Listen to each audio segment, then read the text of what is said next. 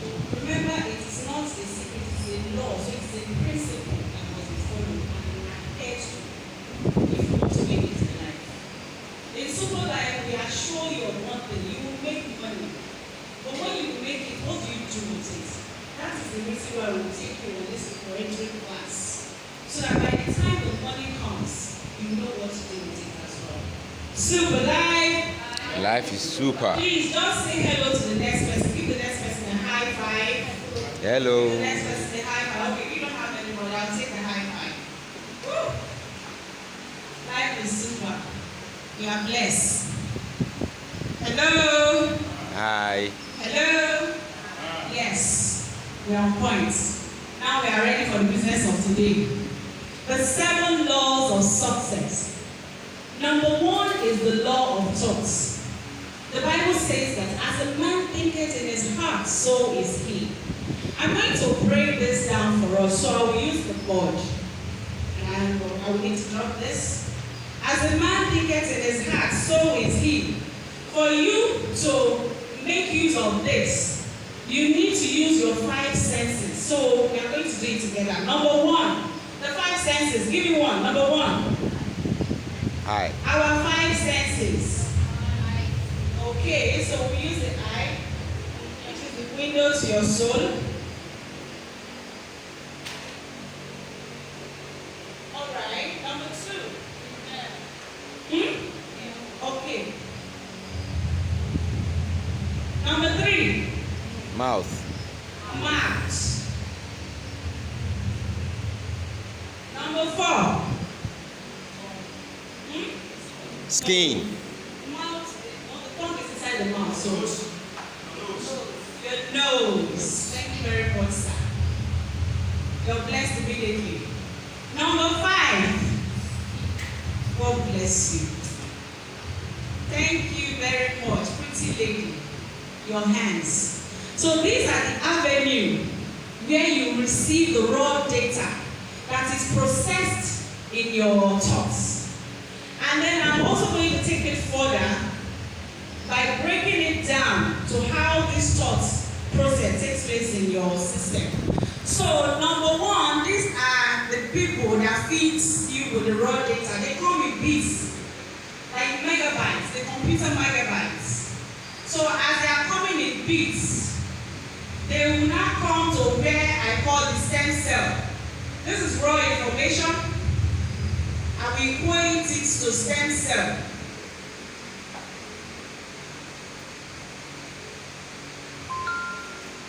Equivalent to stem cell. Then, you know stem cell, they give birth to baby cells. So I will call that processing. Number 1, you receive the information through these avenues, and then it becomes a baby cell. By going through processing, it does not have any function. It is not defined yet. When you give birth to a baby cell, it is not defined. The next stage is called tissue. Now they are specialized. So that one, I call it processed information. Let us do like this. Processed information. Now they are specialized. They have meaning. After this one, the next stage is storage. When you receive this information, they now store. Because when you now need it, that's when they come up. So at this level, I will equate it to organs. You know when different tissues come together, they form organs. So this is organ. If you are using the stem cell equivalent. So this is an organ. And then when different organs come together, they form system. This system is you. So from your storage, the last phase, let me write it here. Give me an avatar, please. The last stage, give me an avatar. An avatar is a name. Give me an avatar. Let me just do Adam. So the last stage, from storage, it becomes Adam. It becomes a system. It becomes you. Your attributes. Your perception, your ideologies. That is how information works. Your thoughts. What is your thought about money? mindset? How do you see money?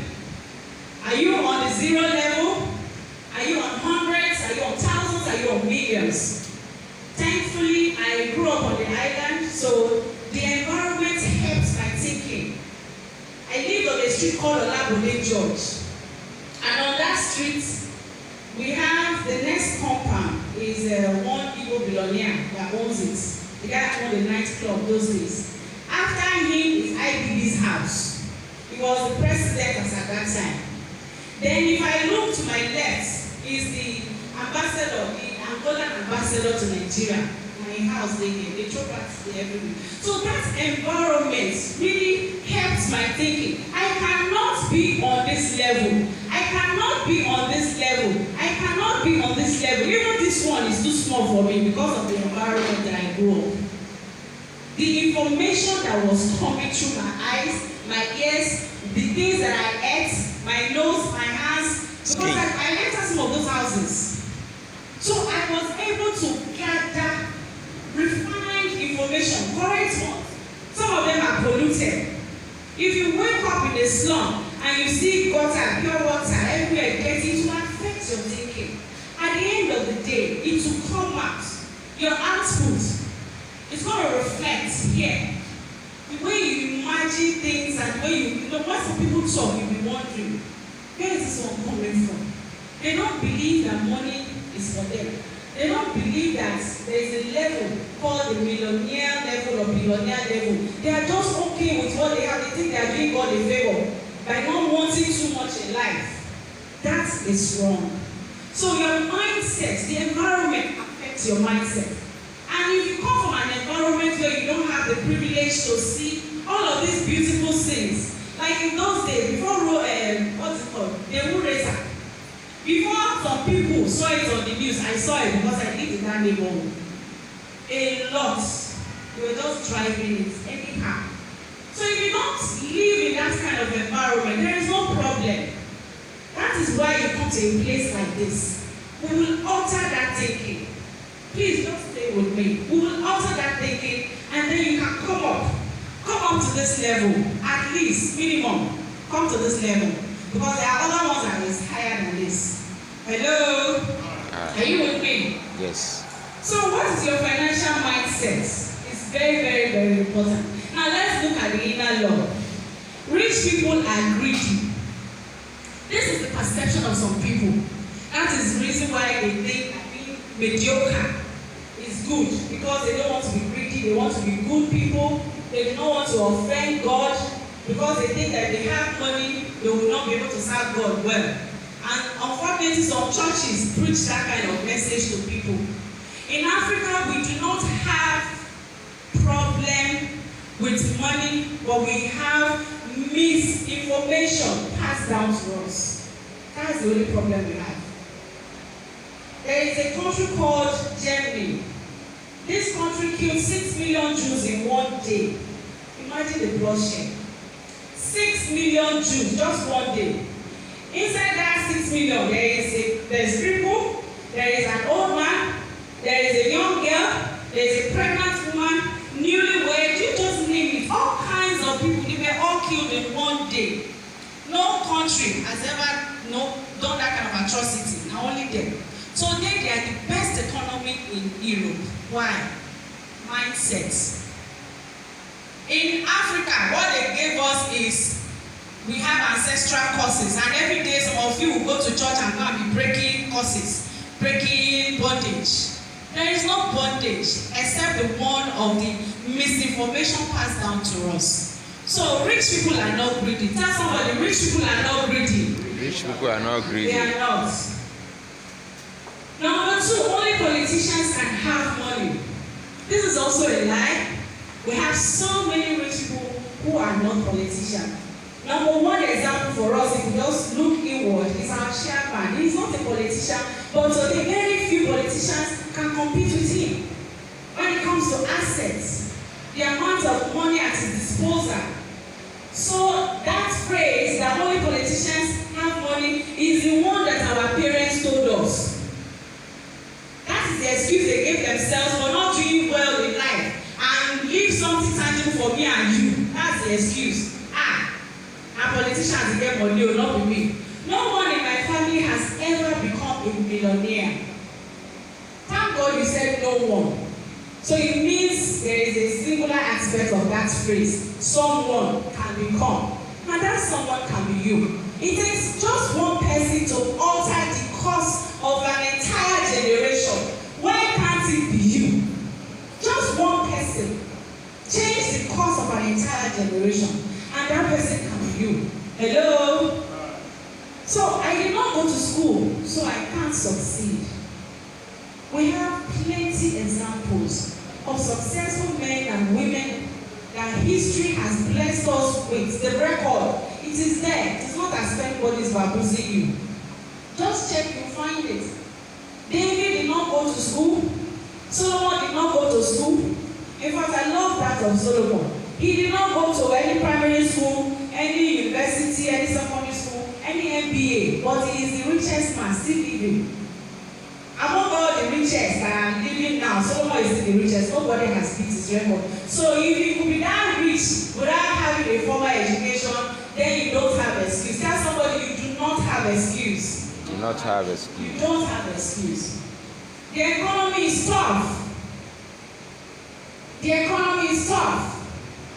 No matter how bad the recession is in the animal economy, a lion will never eat grass.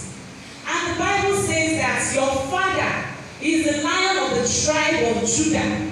So therefore you are a lion and you cannot eat grass. Tell somebody, don't eat grass.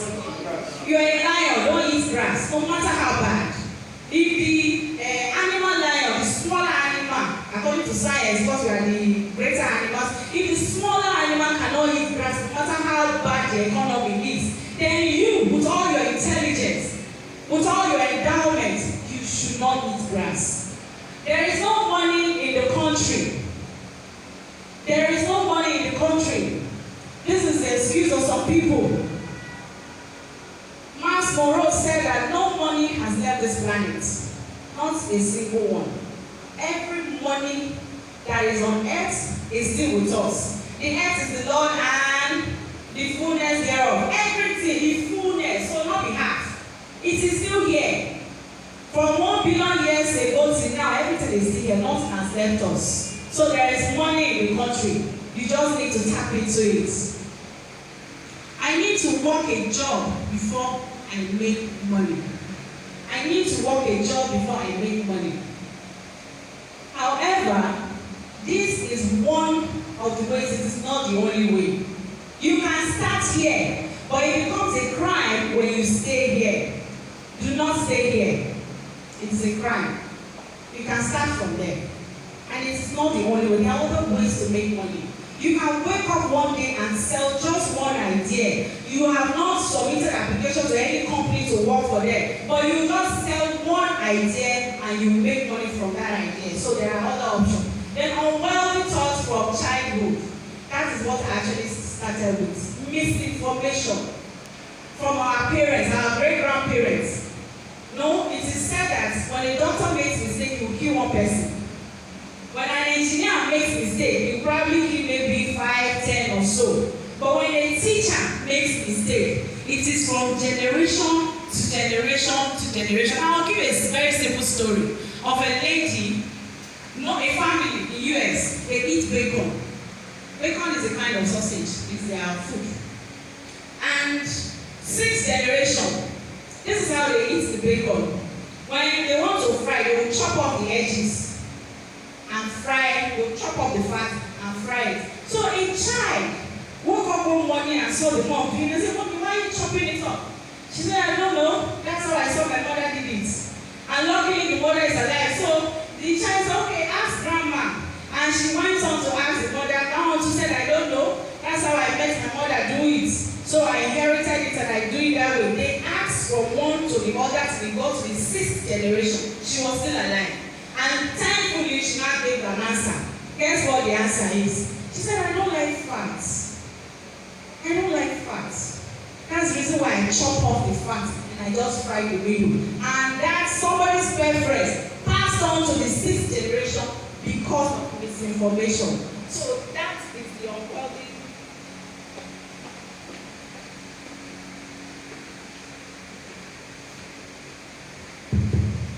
That is the unworldly thoughts from childhood that our parents gave to us.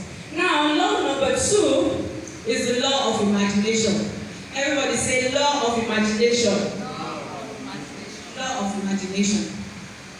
This law number 2 is where you imitate God. That godly spirit, that godly ability that is inside you, this is where you put it to work. The Bible says that God calls the things that be not as though they are. This is where you perform the same thing. In your imagination, you travel, you go on vacation, you buy roses.